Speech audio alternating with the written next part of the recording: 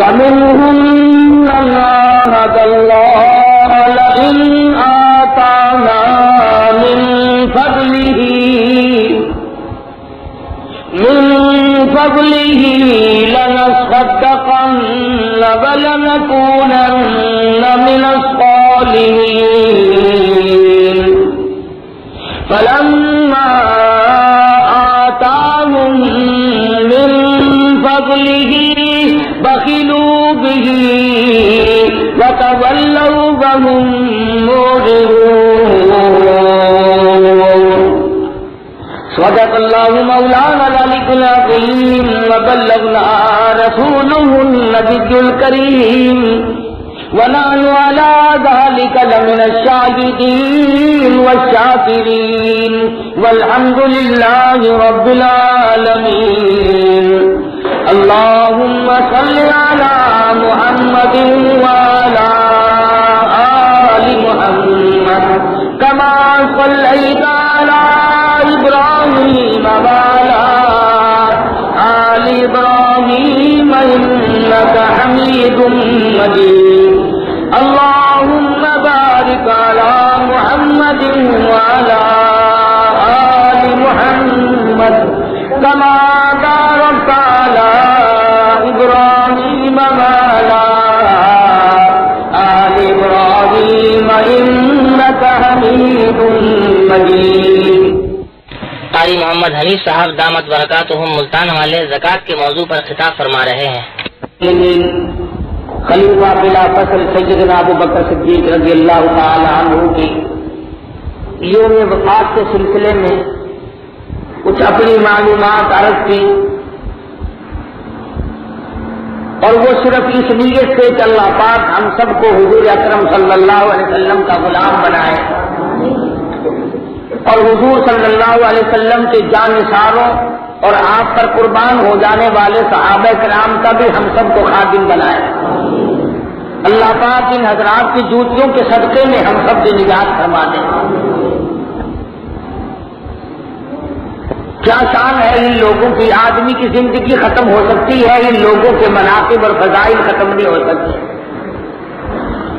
اللہ پاک جن کی تعریف کرتا ہو اور خداوند کریم نے جن کے بارے میں دنیا میں یہ پیغام قرآن کریم کے ذریعے بھیج دیا ہو، لوگوں یہ مجھ سے راضی ہے، میں ان سے راضی ہوں. تم اپنا فکر کرو، ان کے بارے میں تو تم بے فکر ہو جاؤ. فرمایا وَأَعَدَّ لَهُمْ جَنَّاتٍ تَجْرِي، میں نے جنت تیار ہی انہی لوگوں کے لیے کی ہے. اس لیے رسول اکرم صلی اللہ علیہ وسلم نے فرمایا جب جنت میں داخل ہوں گا تو میری ساتھ سب سے پہلا جنت میں داخل ہونے والا ابو بکر صدیق رضی اللہ تعالیٰ عنہ. کتنی بڑی عظمت ہے ان حضرات کی، اور خداوند کریم نے ان کو درجات یوں ہی نہیں بخش دیے. کارنامے ہیں ان حضرات کے. مدنی کریم صلی اللہ علیہ وسلم کی وفات کے بعد سب سے پہلا صدیق اکبر کے کندھوں پہ جو وزن آیا، یہ جو مالی عبادت ہے نا، یہ بڑی مشکل ہے. جان کی عبادت تو پھر بھی آدمی کر گزرتا ہے، مالی عبادت بڑی مشکل ہے. جیسے زکات،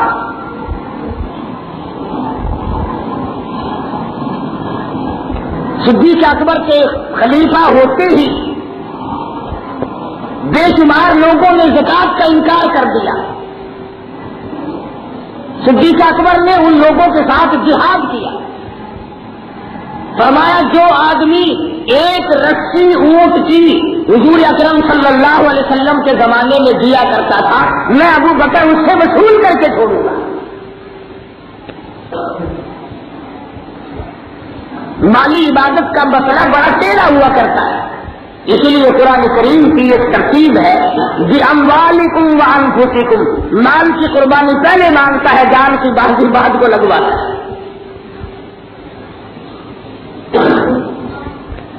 آج جو میں نے آیت تلاوت کی ہے اس میں ایک بہت بڑا عبرت آموز واقعہ ہے، اور میں چونکہ رجب المرجب کا مہینہ شروع ہو چکا ہے، اس مہینے میں اس مضمون کو ہر سال دہرایا کرتا ہوں. نبی کریم صلی اللہ علیہ وسلم کے صحابہ جانثار قربان ہونے والے بے شمار لوگ تھے، ان میں غریب بھی تھے، نادار بھی تھے، مفلس بھی تھے۔ کئی آدمی ایسے تھے کہ ایک ایک تقریب میں ایک ایک وقت میں 300 اونٹ ایک ایک آدمی نے دے دیے۔ سیدنا عثمان بن نورین رضی اللہ تعالیٰ عنہ جیسا کوئی ایسا تھا کہ گھر کا سارا سامان لا کے رکھ دیا،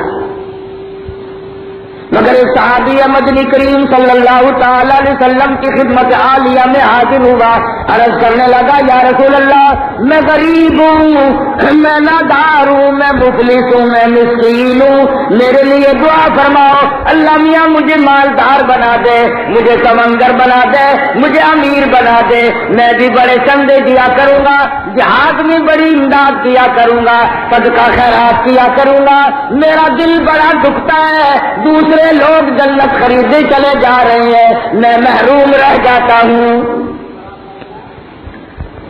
امام الانبیاء محبوب کبریا حضرت محمد مصطفیٰ صلی اللہ تعالی علیہ وسلم نے ارشاد فرمایا، اور صالبہ غریبی اچھی ہے، تیری کوئی ذمہ داری نہیں، مالداری آئے گی، بڑی بڑی ذمہ داریاں آ پڑیں گی، پڑوسیوں کے حقوق بڑھ جائیں گے، عزیز و اقربا کے حقوق بڑھ جائیں گے، رشتے داروں کے حقوق بڑھ جائیں گے، محتاجوں غریبوں کے حقوق بڑھ جائیں گے، جہاد کے اندر تمہیں قربانی دینی پڑے گی، غریبی بڑی اچھی ہے، جانے دے۔ صحابہ کہنے لگا نہیں یا رسول اللہ، میرے ماں باپ آپ سے قربان ہو جائیں، آپ تو میرے لیے ہاتھ اٹھا کر دعا فرماؤ، اللہ میاں مجھے دولت مند بنا دے، میں بڑی زبردست دین کی خدمت کیا کروں گا۔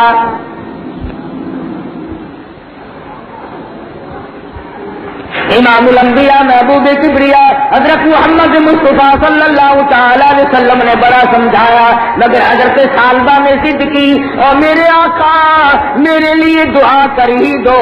رحمت والے ہاتھ اٹھ گئے، پروردگار عالم کے حضور میں دعا مانگی، اور میرے پروردگار یہ غریب آدمی مالدار ہونا چاہتا ہے، تیرے دین اور اسلام کی خدمت کرنا چاہتا ہے، بڑی بڑی قربانیاں دینا چاہتا ہے، تو اپنے خزانے سے اس کو مال و مال کر دے، اس پر اپنی کریمی فرما دے۔ چنانچہ حضور اکرم صلی اللہ تعالی علیہ وسلم کے رحمت والے ہاتھ اٹھے، اللہ پاک نے کریمی فرما دی۔ اس کے پاس بکری تھی، اتنے بچے بڑے، اتنا غلہ ریون بڑا، اتنا اس کا اجر بڑا، ایک سال کے اندر اس قدر اللہ نے برکت ڈال دی، کئی میل میں حضرت صالبہ کا ریون بیٹھنے لگا، کئی میل میں اس کا ریون بیٹھنے لگا، اتنی بڑی اللہ پاک نے اس کو امیری دی، تبنگری دی۔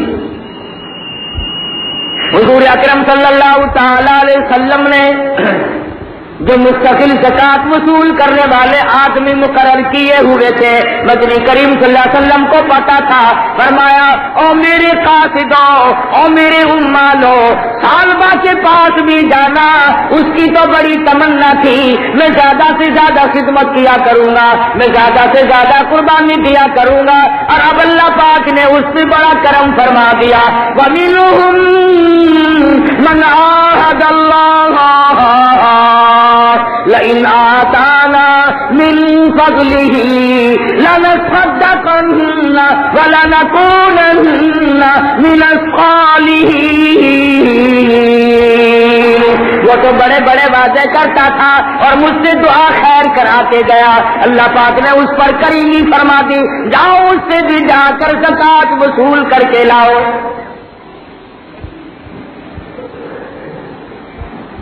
حضور اکرم صلی اللہ تعالی علیہ وسلم کے صحابہ حضرت صالبہ کی خدمت میں پہنچے کہ ہم قاصد ہیں، ہم نمائندے ہیں، ہمیں بھیجا ہے محمد عربی صلی اللہ علیہ وسلم نے، اس سے زکات وصول کرنے آئے ہیں۔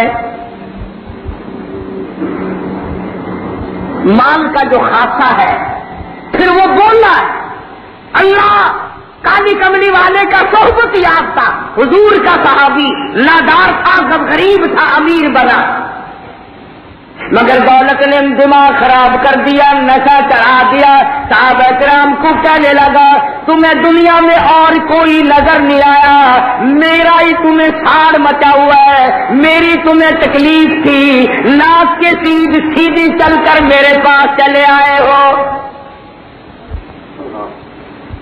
آ گئے تم ٹیکس لینے، آ گئے مجھ سے دنڈ وصول کرنے، تم کب سے انتظار کر رہے تھے، تمہیں اور کوئی نہیں اس حکومت میں ملا زکات دینے والا، میرے پاس مدینے سے چل کر سیدھے آئے۔ عربی کے لفظ اس نے کہے یہ ٹیکس لگ گیا مجھ پہ،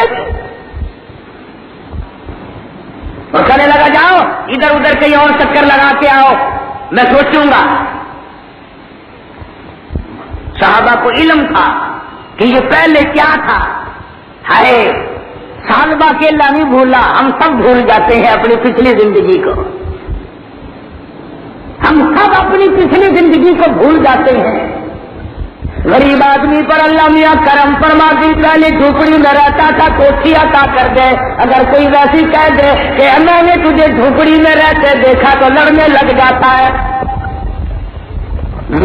میں جھوپڑی میں کیوں رہتا، میں تو باپ دادا سے امیر چلا آ رہا ہوں۔ اپنی سابقہ زندگی پر نظر رکھو، اس کو کبھی نہ بھولو۔ اللہ میاں نے اگر کرم فرما دیا اس کی کریمی کی قدر کرو، اس کی انعام کی قدر کرو، اس کی نعمت کی قدر کرو، مگر اپنی پچھلی زندگی کو نہ بھولو۔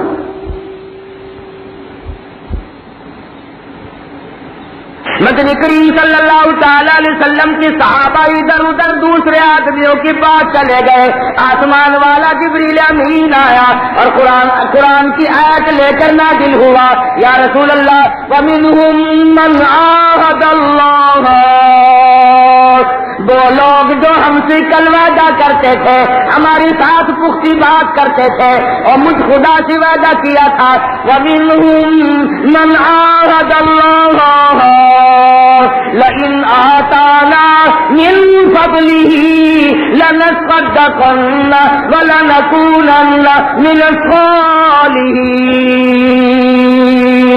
اللہ بیاں فرماتے ہیں بعض وہ لوگ ہیں جو ہم سے وعدہ کرتے ہیں، مجھ سے ایک وعدہ پیمان عہد کرتے ہیں کہ اگر مال اللہ پاک دے دے تو ہم ضرور بالضرور زکات دیا کریں گے، صدقہ خیرات کیا کریں گے، عزیز و اقربا کے حقوق کو چکایا کریں گے، لَنَكُونَنَّ مِنَ الصَّالِحِينَ، ہم نیکوکار لوگوں میں سے بن جائیں گے۔ فَلَمَّا آتَاهُم مِّن فَضْلِهِ، جب میرا فضل ان کو مل جاتا ہے، جب میں مال ان کو عطا کر دیتا ہوں، جب دولت مند بنا دیتا ہوں، مِّن فَضْلِهِ، جب میرا فضل ان کو ملتا ہے، بَخِلُوا بِهِ، بخل کرتے ہیں، وَتَوَلَّوْا وَهُمْ مُعْرِضُونَ، منہ پھیر جاتے ہیں اور کہتے ہیں ہمیں دینے والا کوئی نہیں، ہماری چلاکی نے ہمیں امیر بنا دیا۔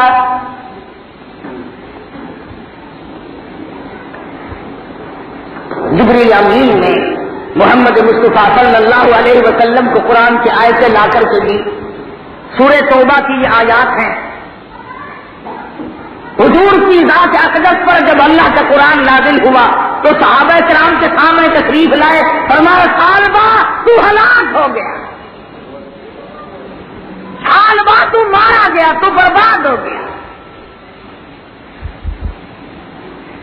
صحابہ کرام کا آپس میں بڑا پیار تھا، ایک دوسرے کی بڑی خیر خائی تھی۔ دوڑے ہیں یہاں سے صحابہ کہ کیا ہو گیا اسے، اس نے کیا کر دیا؟ حضور اکرم صلی اللہ علیہ وسلم نے فرمایا برباد ہو گیا، اور نبی کے منہ سے بربادی کا لفظ نکل گیا، اس کی تباہی میں کیا شک رہ گیا؟ صحابہ یہاں سے دوڑے ہیں اور جا کے کہنے لگے سالبہ کیا غضب کر دیا، وہ کیا ظلم کر بیٹھا، ہم کالی کملی والے کی زبان سے سن کر آئے ہیں کہ تو ہلاک ہو گیا، برباد ہو گیا، تو کیا کر دیا ہے، کیا ظلم کر بیٹھا؟ اب سالبہ کی آنکھیں کھلی،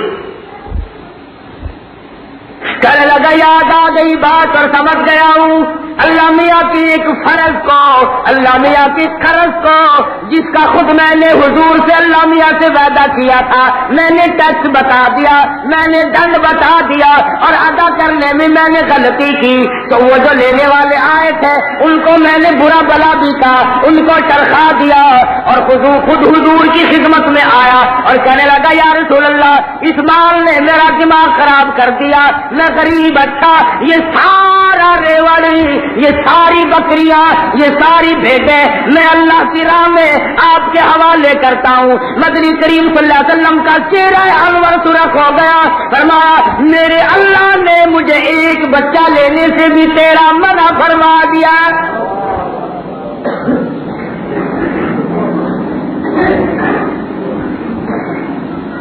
سال بار رویا ہے دربار رسالت میں بیٹھ کر، سر پیٹ لیا، ہائے میں برباد ہو گیا۔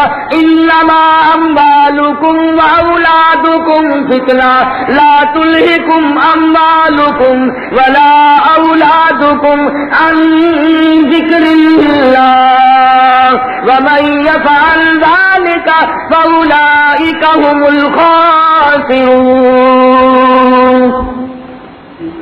یہی چیزیں آدمی کو برباد کرتی ہیں، یہی نشہ چڑھاتی ہے، یہی آدمی کو تنگ دست کر دیتی ہے، دین و دنیا میں ذلیل کر دیتی ہے، اپنوں سے کاٹ کی رکھ دیتی ہے۔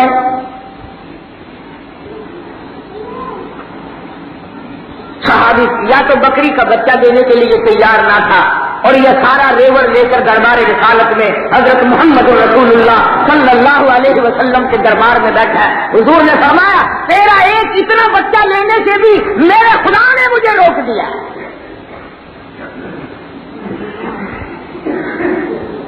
رویا ہے سال بعد مگر بنتا کچھ نہیں۔ حدیث پاک میں آتا ہے اللہ میاں نے بنی اسرائیل کے 3 آدمی تھے، ان کو آزمایا، ان کی آزمائش کی اللہ پاک نے۔ ایک کوڑی تھا، ایک گنجا تھا، ایک نابینا تھا، تینوں آدمیوں کے اللہ پاک نے آزمائش کی، امتحان چاہا۔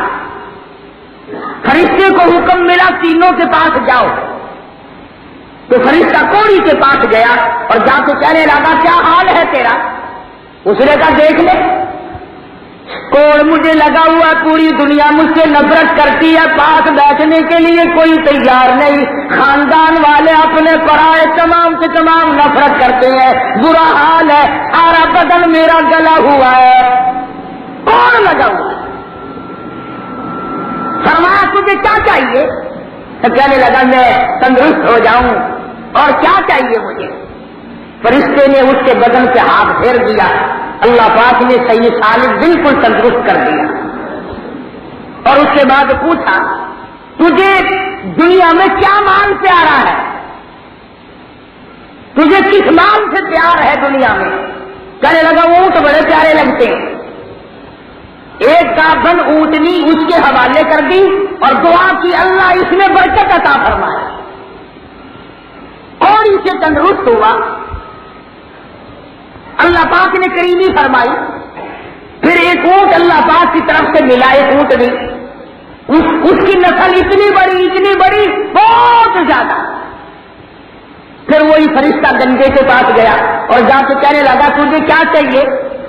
کہنے لگا میں سارا دن کھجا کے رات دن مر گیا ہوں، میرا یہ گنج دور ہو جائے، میرے سر کے بال اگائے، لوگ مجھ سے نفرت کرنا چھوڑ دیں، کن کرنا چھوڑ دیں، مجھے اور کیا چاہیے؟ فرشتے نے اس کے سر پہ ہاتھ پھیرا، وہ بالکل تندرست ہو گیا، اور پھر اس سے پوچھا تجھے دنیا میں کیا مال پیارا ہے؟ کہنے لگا گائے پیاری لگتی ہے۔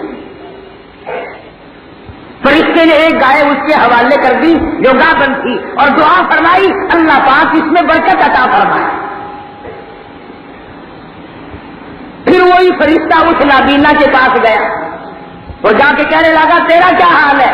اس نے کہا ٹھوکریں کھاتا ہوں، ٹکرے کھاتا پھرتا ہوں، بڑا پریشان ہوں، دنیا میں نظر کچھ نہیں آتا، اور کیا چاہیے؟ فرشتے نے آنکھوں کے ہاتھ پھیرا تو بالکل تندرست ہو گیا، اور پھر پوچھا تجھے کیا مال دنیا میں پسند ہے؟ کہنے لگا بکریاں بڑی پسند ہے، کہ ایک بکری گابن اس کے حوالے کر دی اور برکت کی دعا فرما دی۔ اب خدا کی آزمائش ہو اور فرشتے کی دعا ہو پھر کیا کہنا؟ چنانچہ اس کے تو اونٹوں سے جنگل بھر گیا، اس کی گایوں سے جنگل بھر گیا، اس کی بکریوں سے جنگل بھر گیا۔ اللہ پاک نے پھر اسی فرشتے کو حکم دیا کہ ان کو آزما کے تو دیکھو۔ بات وہی آئی نا کہ اپنی حالت کو نہیں بھولنا چاہیے، اپنی پرانی حالت کو مت بھولو۔ کل کچے کوٹھے میں تھے، آج ایئر کنڈیشنوں میں رہتے ہو تو اس نقشے کو فراموش مت کرو۔ کل مزدور تھے، آج اللہ پاک نے اچھا خاصا کاروباری بنا دیا یا افسر بنا دیا تو اس اپنی مزدور والی حالت اور زندگی کو مت بھولو۔ اللہ پاک کے حکم سے وہی فرشتہ پھر ان تینوں کے پاس آیا اور سب سے پہلے آ کر کے کوڑی کو کہنے لگا، میں نے سنا ہے، دیکھو یاد بھی تو دلایا، میں نے سنا ہے تو کوڑی تھا، لوگ تجھ سے نفرت کیا کرتے تھے، گن کیا کرتے تھے، اللہ پاک نے تجھ پر کریمی فرمائی، تجھے تندرستی عطا فرمائی، اور میں نے سنا ہے تو بالکل غریب آدمی تھا، اللہ پاک نے تجھے اپنے فضل و کرم سے اونٹ عطا فرمائے۔ میں مسافر ہوں، میں غریب ہوں، میرا وطن بڑا دور ہے، ایک اونٹ تجھ سے سواری کے لیے مانگتا ہوں، میں مجبور معذور ہوں، بڑا پریشان حال ہوں، مسافر ہوں جس پہ سوار ہو کر میں اپنے گھر پہنچ جاؤں، اللہ کے نام پہ تجھ سے ایک اونٹ کا سوال کرتا ہوں جس نے یہ تجھے اتنے سارے اونٹ عطا فرمائے اور کوڑی سے تندرستی عطا فرمائی۔ کہنے لگا کون ہے تو؟ میں کہا مسافر ہوں، پریشان حال ہوں، میں نے تو کوڑی تھا، میں کہا واہ کوڑی تھا، تو ہوگا کوڑی، میں کوڑی کیوں ہوتا؟ ہم لوگوں کو سنانے آ گئے، میں کوڑی کیوں ہوتا؟ اور کون کہتا ہے میں غریب تھا، میرے باپ دادا سے یہ مال چلا آ رہا ہے، ہمارا خاندان ہمیشہ امیر ترین خاندان رہا، وہ جھوٹ بولتا ہے، مکر کرتا ہے مانگنے کے لیے، چل یہاں سے، تیرے لیے کوئی گنجائش نہیں اس مال میں، تیرے لیے میں نے اونٹ پال رکھے ہیں، آ گیا منہ بنا کے، مجھے اور کوئی کام نہیں رہا۔ فرشتہ کہنے لگا اگر تو جھوٹ بولتا ہو خدا تجھے ویسا ہی کر دے جیسا تو پہلے تھا۔ ایک سیکنڈ میں سارے اونٹ مر گئے اور حضرت فوراً کوڑی کے کوڑی ہو گئے۔ میں گنجے کے پاس گیا وہی فرشتہ اور جا کے کہنے لگا میں نے سنا ہے تو گنجا تھا، اللہ پاک نے تجھ پہ کریمی فرمائی، مالک کائنات نے تجھ پر بڑا فضل فرمایا، اللہ پاک نے تندرستی دی، تیری وہ بیماری دور کر دی، اور میں نے سنا ہے تو بڑا غریب تھا، اس مالک نے تجھ پر کریمی فرمائی، اس کے فضل سے تو امیر ترین آدمی بن گیا۔ ایک گائے اللہ نام پہ تجھ سے سوال کرتا ہوں، اس پروردگار کے نام پہ مانگتا ہوں جس نے تجھے یہ سب کچھ بخشا ہے،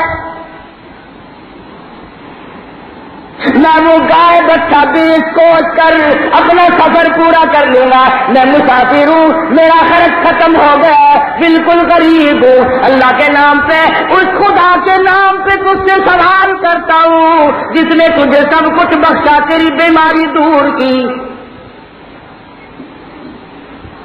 جناب کہاں کے رہنے والے ہیں کہ میں تو مسافر ہوں، آپ کو اس سے کیا ہے؟ تمہیں کس نے کہا میں گنجا تھا؟ اگر زبان پر یہ بات لائے کون کہتا ہے میں گنجا تھا؟ اور تمہیں کس نے کہا میں غریب تھا؟ میرے باپ دادا سے پر دادا سے اوپر سے ہم لوگ مالدار چلے آئے۔ فرشتہ کہنے لگا اگر تو جھوٹ بولتا ہوں خداوند کریم تجھے ویسا ہی کر دے جیسا تو پہلے تھا۔ ساری گائے مر گئی اور حضرت فوراً پھر گھر میں کھجانے لگ گئے۔ پھر فرشتہ اس نابینا کے پاس پہنچا، آنکھوں سے محتاج کاندھے کے پاس پہنچا اور جا کے کہنے لگا میں نے سنا تیری آنکھیں نہیں تھی، تو ٹکرے کھاتا پھرتا تھا، تو ٹھوکرے کھاتا پھرتا تھا، تو دوسروں کا چلنے پھرنے میں محتاج تھا، پروردگار عالم نے تجھ پہ کریمی فرمائی، پروردگار عالم نے تجھ پر رحیمی فرمائی، تجھے دوبارہ نگاہ عطا فرمائی، اور میں نے سنا تو بالکل غریب آدمی تھا، مفلس اور نادار تھا، نیک فقیر آدمی تھا، اللہ پاک نے تجھے بکریاں عطا فرمائی، مالدار بنا دیا۔ حدیث پاک میں آتا ہے، فرمایا مدنی کریم صلی اللہ علیہ وسلم نے یہ سن کر کے رونے لگا اور کہنے لگا واقعی تو بالکل سچ کہتا ہے، میں محتاج تھا، میں مجبور تھا، میں معذور تھا، میں بالکل فقیر تھا، میری آنکھیں بھی نہیں تھی، مالک کی کائنات نے مجھے آنکھیں عطا فرمائی، اور یہ سارے کا سارا مال اسی کا عطا کرتا ہے، اسی نے مجھے یہ سب کچھ بخشا ہے۔ تو بالکل سچ کہتا ہے، میں بالکل معذور تھا، محتاج تھا، میری نگاہ نظر نہ تھی، مجھے نظر کچھ نہیں آتا تھا، اس مالک کی کائنات کا مجھ پر کرم ہوا، اس کی عنایت ہوئی، اس کی مہربانی ہوئی، اس کی بندہ نوازی نے مجھے دنیا میں زندہ کر دیا، میں دوبارہ دنیا کو دیکھ رہا ہوں، اور میں بالکل غریب تھا، اللہ پاک نے مجھے مالدار بنا دیا۔ کہنے لگا جا تجھے اختیار ہے، جتنی بکریاں چاہے لے جا، جتنی چاہے چھوڑ جا، اگر تیرا دل چاہے تو اس خدا کے نام پہ سوال کرتا ہے جس خدا نے میری زندگی بدل دی، جس خدا نے مجھے نظر بخشی، جس خدا نے مجھے دولت بخشی، میں کیسے جواب دوں؟ سارے مال کا تجھے اختیار ہے، اگر تیرا دل چاہے تو سارے کا سارا لے جا، میں تجھ سے ایک بکری روکنے والا نہیں، میں نہیں روکنے کا، اور میرا ہے ہی نہیں، یہ دیا ہی پروردگار عالم ہے۔ فرشتہ کون سا بکری کا گوشت کھانے والا تھا یا اسے دودھ پینا تھا؟ بس وہیں کھڑے ہو کر اور بھی دعا کر دی، اللہ پاک تیرے مال میں برکت عطا فرمائے، فقط تم تینوں کی آزمائش تھی، وہ فیل ہو گئے، برباد ہو گئے، تو کامیاب ہو گیا۔ تو یہ مال و دولت جو ہے یہ بھی ایک امتحانی پرچہ ہے، اس کی بڑی ذمہ داریاں ہیں۔ دیکھ لو مدنی کریم صلی اللہ تعالی علیہ وسلم کا صحابی ہو کر کے مارا گیا، اور آنکھ کھلی تو حضور اکرم صلی اللہ علیہ وسلم ناراض ہوئے، فرمایا میں تیری ایک بکری کا بچہ لینے کے لیے تیار نہیں، میرے پروردگار نے مجھے منع فرما دیا۔ علماء کرام نے لکھا ہے ابو بکر صدیق رضی اللہ تعالیٰ عنہ کی خدمت میں آیا، یہ سارا مال سنبھال لو، صدیق اکبر نے بھی جواب دے دیا، جب مدنی کریم صلی اللہ علیہ وسلم نے نہ لیا میری کیا مجال ہے کہ میں قبول کروں؟ فاروق اعظم نے بھی جواب دے دیا۔ سالبہ کا انتقال سیدنا عثمان بن نورین رضی اللہ تعالیٰ عنہ کی خلافت کے موقع پہ ہوا، مگر حضور کے کسی خلیفہ نے زکات کی ایک بکری بھی قبول نہ فرمائی۔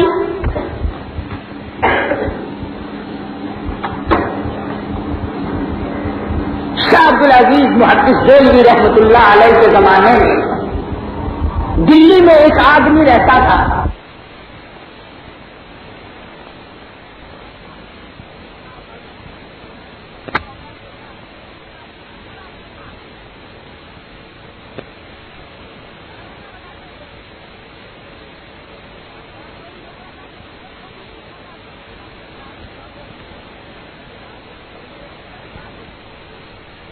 کپڑے برا حال۔ اس وقت بھی بے شمار لوگ ایسے ہیں کہ ان کو اگر کروڑ روپیہ بھی مل جائے پھر بھی ان کے کپڑوں کا میل نہیں نکلے گا، جن کے من میلے ہو جائے۔ دونوں چیزیں غلط ہیں، اگر مال مل جائے تو فضول خرچی بھی ناجائز ہے کہ بدماشی شروع کر دو، اور کنجوسی بھی ناجائز ہے کہ اس کا اولاد پر اور اپنی ذات پر خرچ بھی نہ کرو۔ تو شاہ عبدالعزیز دہلوی رحمۃ اللہ علیہ کے زمانے میں وہ جو امیر آدمی تھا نہ وہ بیوی کو خرچ دیتا تھا صحیح اور نہ اولاد کو، تو بیٹا بڑا ناراض تھا۔ آخرکار اس امیر آدمی کا انتقال ہو گیا، موت تو سب کی آنی ہے، اللہ پاک ہم سب کا خاتمہ بالخیر فرمائے۔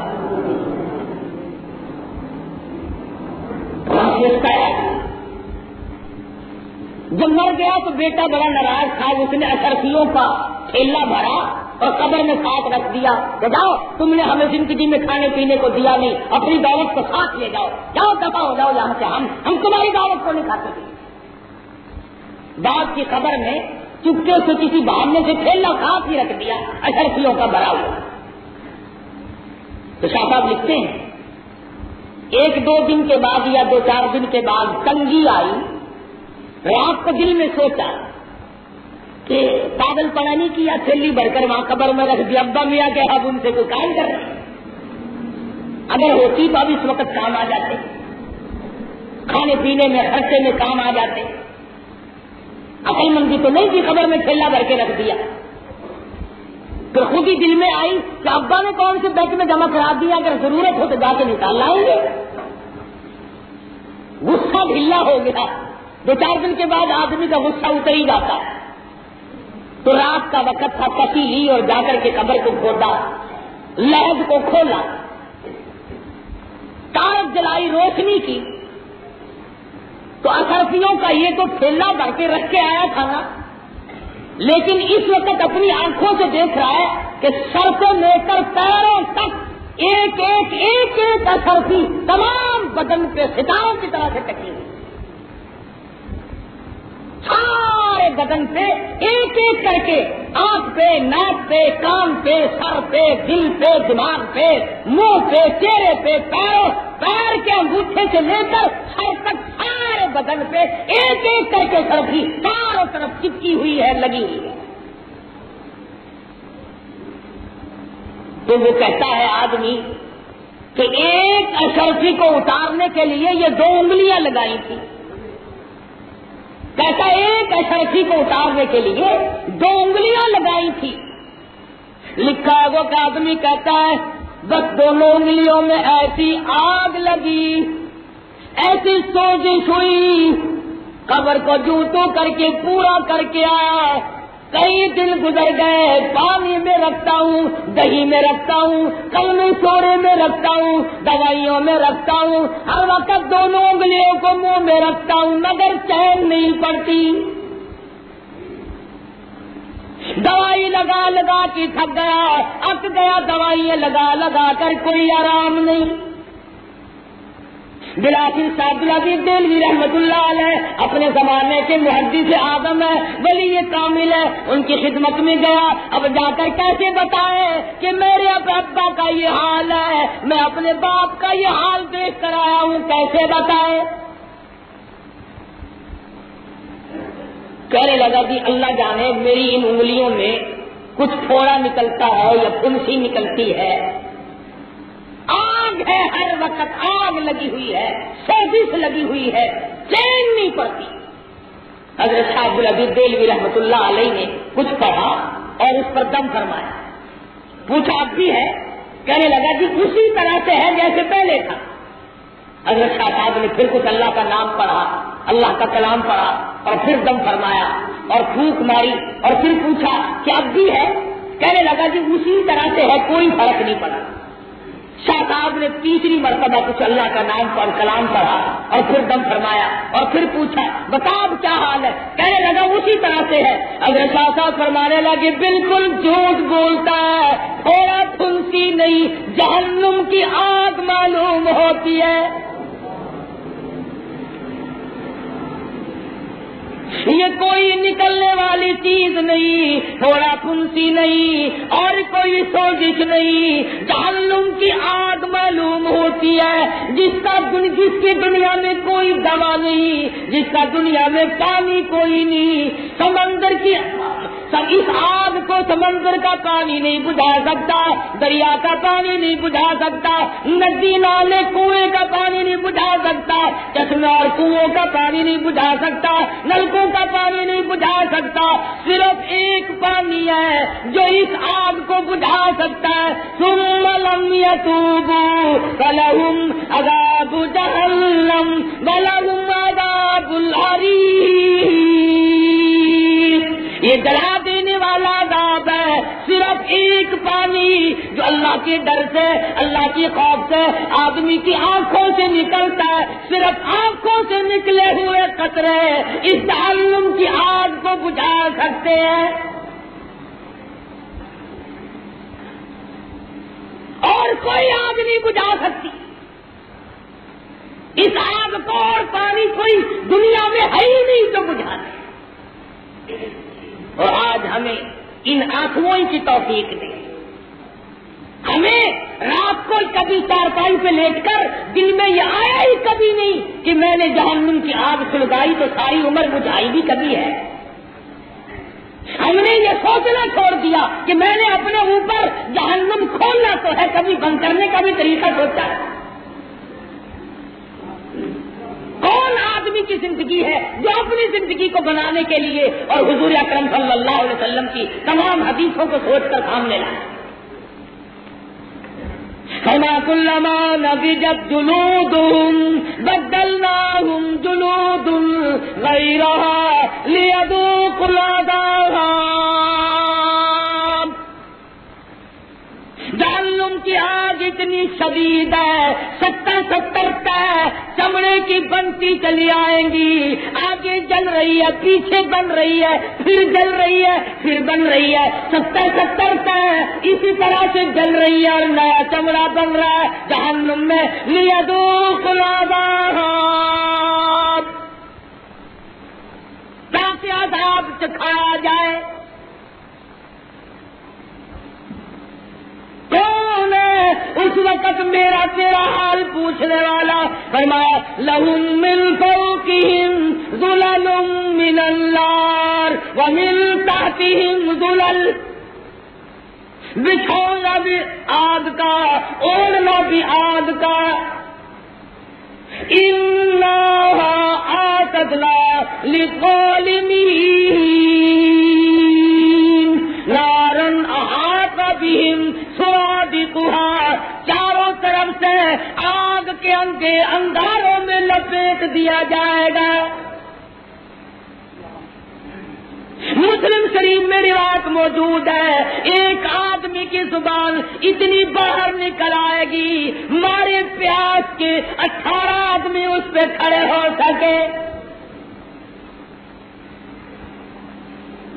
ارشاد فرمایا مدنی کریم صلی اللہ تعالی علیہ وسلم نے، اور لوگوں جہنم کی آگ سے پناہ مانگو، اتنا ذلیل کر دے گی آدمی کے یہ ہونٹ، یہ لب، اوپر کا ہونٹ سوج کر کمر پہ پیچھے جا پڑے گا، نیچے کا ہونٹ سوج کر پیروں کے انگوٹھوں پہ آ پڑے گا، اور تمام بدن پھول کر سوج کر 3 میل لمبا 3 میل چوڑا ایک آدمی کا بدن ہو جائے گا۔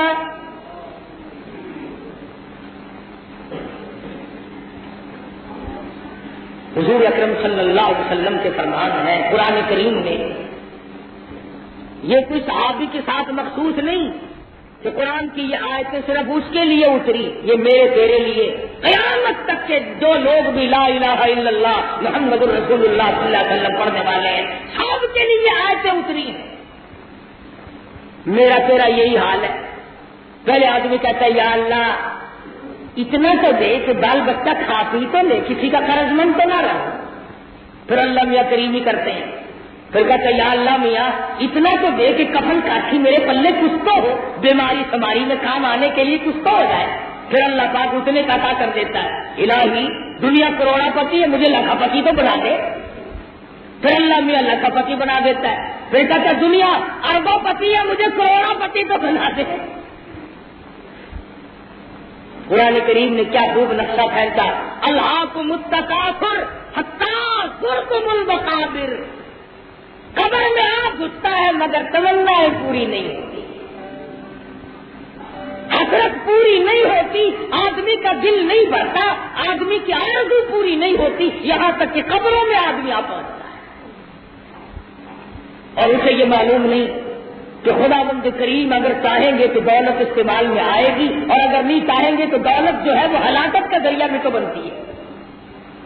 سفر میں جس آدمی کے پاس رقم ہوگی وہ کبھی بھی چین کر سکتا، اسے آرام ہی نہیں آتا، اور جو آدمی ننگ ملنگ ہے وہ بیٹھا بیٹھا بھی خوب سوتا ہے، اسے پرواہ تو ہے نہیں، میرے پلے تو کچھ ہے نہیں، میرا کیا چھین لے گا تو دنیا میں صحابی کا واقعہ سنا کر قرآن کریم نے ہم سب کو اس لیے خبردار کیا کہ جس پر بھی اللہ پاک نے زکات واجب کی ہے یا عشر کا زمانہ ہے عشر واجب کیا ہے، وہ واجب ہے، وہ فرض ہے، وہ سنت اور مستحب نہیں، کہ کر لیا تو کر لیا، نہ کیا تو نہ کیا. فرمایا جس آدمی کے ذمے 4 آنے زکات کے بنتے ہیں، اگر اس نے نہ دی، قیامت کے دن وہ حضور اکرم صلی اللہ علیہ وسلم کے جھنڈے کے نیچے نہیں کھڑا.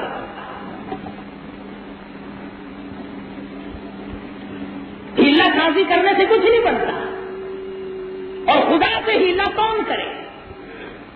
یہ تو اپنے آپس میں تو آدمی اوپر نیچے کر سکتا ہے، خداوند کریم کی ذات کے ساتھ کون کر سکتا ہے؟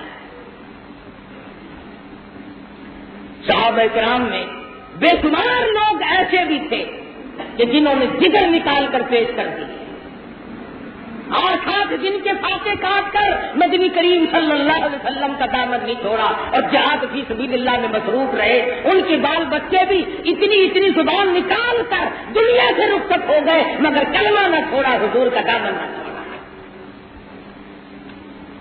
آج مسلمان نماز کی پابندی نہیں کرتا، زکات کی پابندی نہیں کرتا، ہیلا سازی اور مکر بنا رکھے ہیں، ادھر سے چاہا ادھر کر لیں گے، ادھر سے چاہا ادھر کر لیں گے.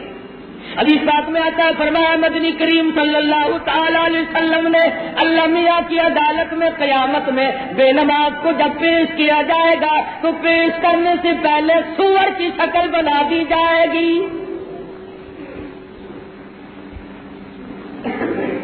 مدنی کریم صلی اللہ تعالی علیہ وسلم فرماتے ہیں جب میں معراج میں گیا میں نے ایک مخلوق دیکھی، میں نے قوم دیکھی، اتنا سڑا ہوا گوشت کھا رہی تھی، اتنا بدبودار مردار کھا رہی تھی.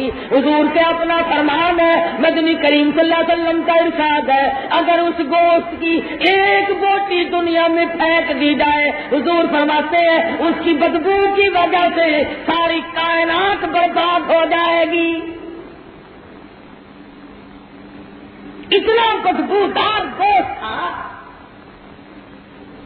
کبھی کمری والے صلی اللہ علیہ وسلم کے اپنے الفاظ ہیں، فرمایا میں نے قوم دیکھی، عورتیں مرد کھا رہے تھے اس گوشت کو آرام سے بیٹھ کر، اتنی بدبو تھی، اتنی مردار کی بدبو تھی. حضور نے فرمایا اگر ایک ٹکڑا دنیا میں پھینک دیا جائے پوری کائنات مر جائے.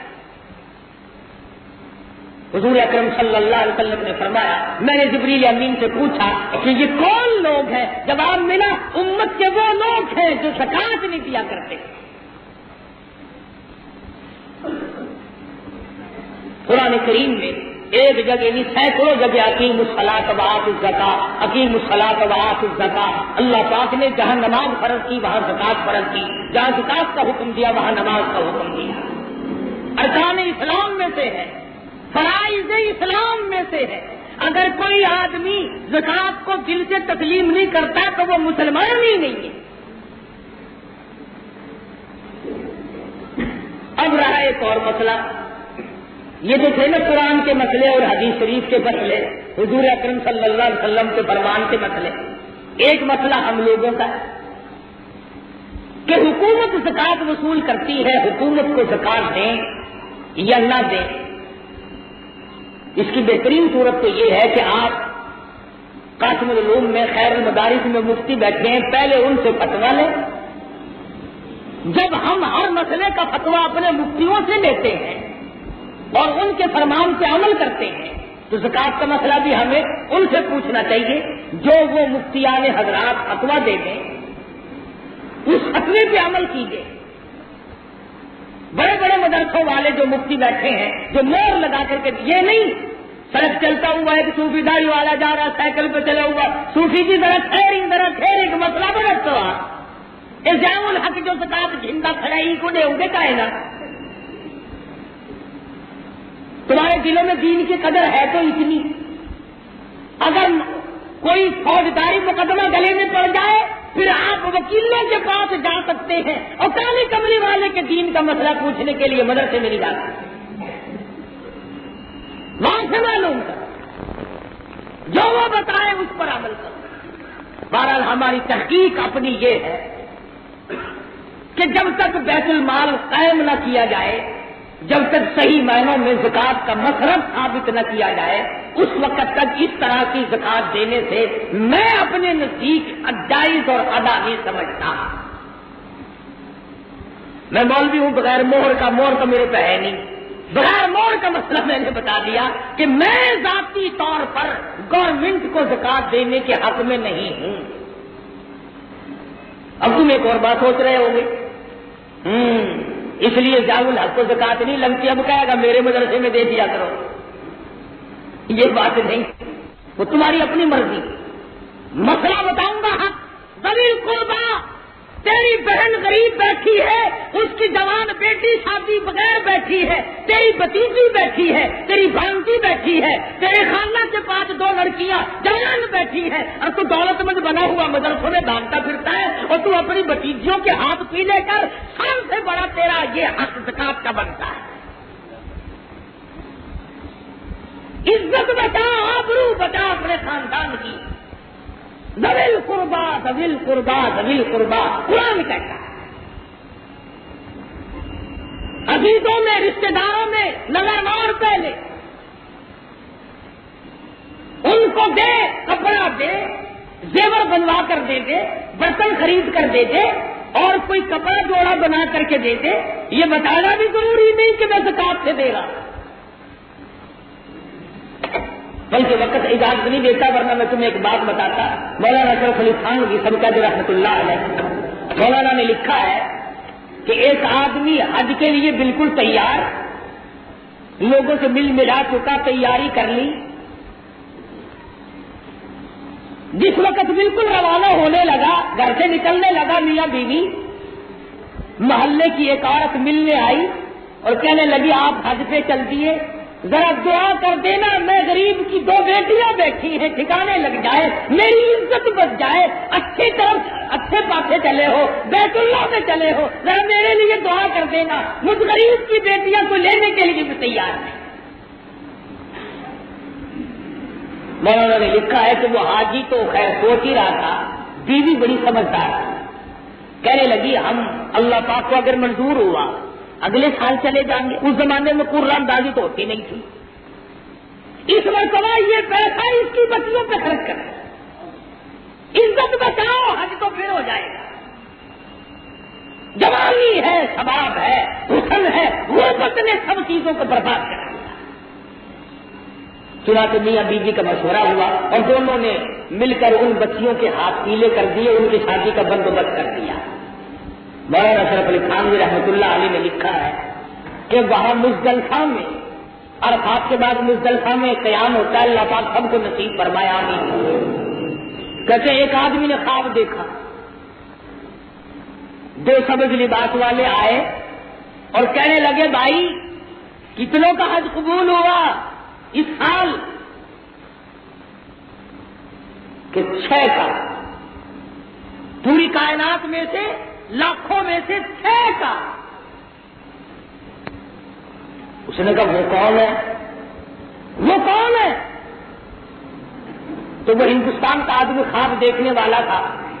وہ کہتا ہے کہ 5 آدمیوں کا نام تو اور جگہ کا لیا گیا, اور 6واں نام اس آدمی کا لیا جو بیت اللہ میں اس سال گیا بھی نہیں, کہ اس کا بھی قبول ہو گیا. پھر کہتا آواز آئی 6 کے صدقے میں ساروں کا ہی قبول ہو گیا, ساروں کا ہی اللہ پاک نے قبول کر لیا. وہ خواب دیکھنے والا کہتا ہے کہ میں نے نشاندہی کر لی کہ فلاں شہر کا فلانا آدمی. ہندوستان جب آیا تو سیدھا گیا, وہاں کئی مہینے کا سفر ہوتا تھا اس زمانے میں, کہ میں نے فلاں حاجی سے ملنا, فلاں حاجی سے ملنا. پوچھتا پوچھتا پہنچ گیا. کل لگا حاجی صاحب آپ ایسا کیا نیک کام کرتے ہیں, میں نے مزدلفہ میں آپ کے نام کو سنا اور خان میں دیکھا. وہ رونے لگا, کہنے لگا بھائی میں تو اس سال جا بھی نہیں سکا, تیار بالکل تھا, جا نہیں سکا. اللہ پاک نے نصیب میں کیا کہ اس سال انشاءاللہ ضرور جاؤں گا, اب کہ میں نہیں جا سکا. وہ کہنے لگا تو گیا نہیں, اور میں نے تیرا نام وہاں سنا, تیرے شہر کا نام اور تیرا نام سن کر مزدلفہ میں نے سنا اور میں یہاں آیا ہوں. پھر تو نے ایسا کیا کام کیا ہے؟ اس نے بتلایا کہ میں بالکل تیار تھا, مگر پڑوس میں ایک بیوہ کی 2 بچیاں بیٹھی تھی جوان, میں نے ان کی شادی کا بندوبست کرنے میں روپیہ خرچ کر دیا, میں نہیں جا سکا. رونے لگا, کہنے لگا کسی کی عزت تو نے بچائی, خدا نے تیرا نام عرفات تک پھیلا دیا۔ میں اس لیے عرض کر رہا ہوں کہ ہمارا ایک مزاج بن گیا، ایک عادت بن گئی کہ آپس میں نہ کرنا، ہمدردی نہ کرنا۔ اس سے اگر آپ لوگ باہر نکلنا چاہتے ہیں تو پھر ان مدارس کا حق بنتا ہے، جو قرآن پڑھتے ہیں، پڑھاتے ہیں، انتظام کرتے ہیں۔ کتنا مبارک ہے، بدنصیب ہے وہ آدمی کہ جس کا پیسہ کنجری کھائے اور کھا کر بدماشی کرے، گیت گائے، اور کتنا مبارک ہے وہ آدمی کہ جس کا پیسہ یا دانہ کھا کر کوئی بچہ قرآن پڑھے، کوئی استاد قرآن پڑھائے۔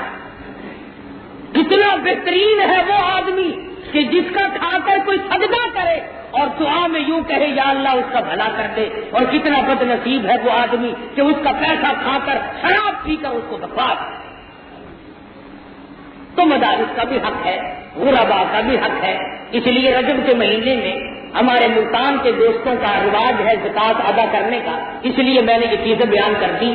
جس کا دل اجازت دے، جس کی سمجھ میں آئے، ہمارے پاس طالب علم بھی ہے، قرآن کریم کا 10 سال سے پرانا مدرسہ ہے، جو اس میں خرچ کرنا چاہے، جو اور کسی میں خرچ کرنا چاہے، وہاں خرچ کرو جہاں 100% دل تسلی دیتا ہو، اجازت دیتا ہو، دل دھڑک دھڑک دھڑک کرے، یہ ٹھیک نہیں۔ اور میں آپ کو کھری بات کہنے والا ہوں، پروردگار عالم سے دعا کرو اللہ پاک ہم سب کو بدنی دی اور مالی عبادت بھی صحیح کرنے کی توفیق عطا فرمائے۔ اللہ پاک ہم سب پر اپنا فضل اور کرم فرمائے۔ وآخر دعوانا ان الحمدللہ رب العالمین۔ اللهم صل وسلم وبارك على سيدنا مولانا محمد النبي الأمي الهاشمي وعلى آله وأصحابه برة الكرام۔ ربنا لا تزغ قلوبنا بعد إذ هديتنا وهب لنا من لدنك رحمة إنك أنت الوهاب۔ یا اللہ عالمین ہم سب کو پکا نمازی بنا دے۔ یا اللہ جن پر زکوٰۃ فرض اور واجب ہے ان کو ادا کرنے کی توفیق عطا فرما۔ یا اللہ قبر حشر کے عذاب سے بچا، سب بیماروں کو شفا عطا فرما، سب کی مشکلوں کو آسان فرما، سب کی پریشانیوں کو دور فرما، سب کے کاروبار میں برکت عطا فرما۔